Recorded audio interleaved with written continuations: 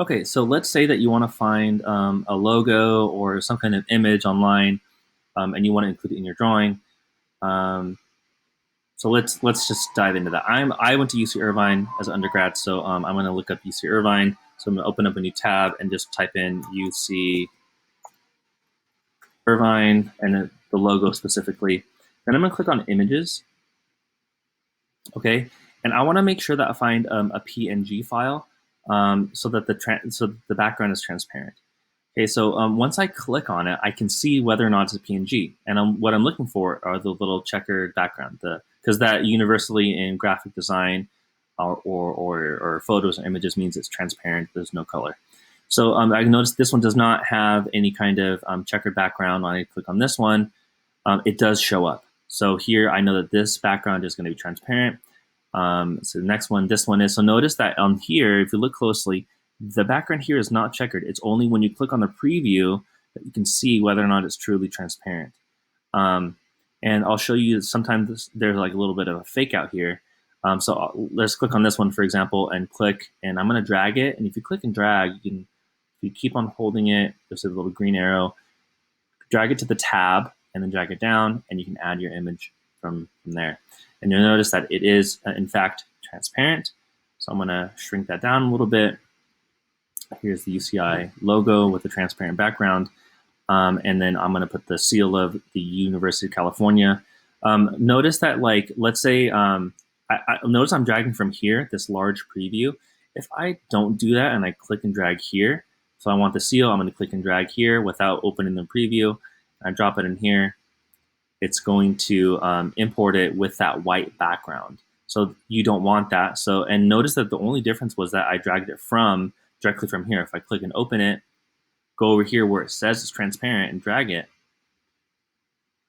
then it will show up as a PNG file with that transparent background, so it looks nice and clean.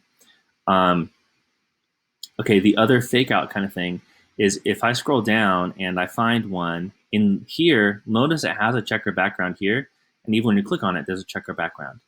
But let's try it out. So when it's in here and it shows the checkers, let's see if I click over here and drag it over here. Sorry, I keep on saying over here a lot. Click there, and you'll see that the background is not transparent. So it's just kind of something to look for, and you'll learn that as you go. That really the foolproof way to find a truly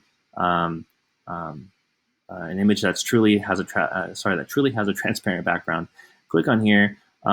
If the image looks normal here, but when you click it and when you see in the larger preview, you see that checker background, it's probably going to be that transparent background. Same thing here. So as you keep on looking, there's no checkers, no checkers. So this one is not transparent. This one, not transparent. This one is transparent, right? So here we don't see checkers. Click on it. Here we do see checkers. Click and drag it to our drawing. We're going to see that it is that transparent background that we want, right? So that is kind of the pro tip for how to find those images. Just one more thing, like let's say I want to see if I can find a good one. I don't know, Lakers. I'm not a huge Lakers fan, but let's see Lakers. Let's see what happens. So if we put Lakers, okay, you got a bunch of images. Okay, let's put Lakers. Transparent background, look, it is. And you'll see that it'll already start coming up with things with transparent backgrounds. You can also, instead of writing transparent background, write PNG, and that is almost always the same thing. You can find PNGs with the Lakers logo like that. All right, so that's, those are a few more pro tips on how to find really nice, clean looking images on Google Images.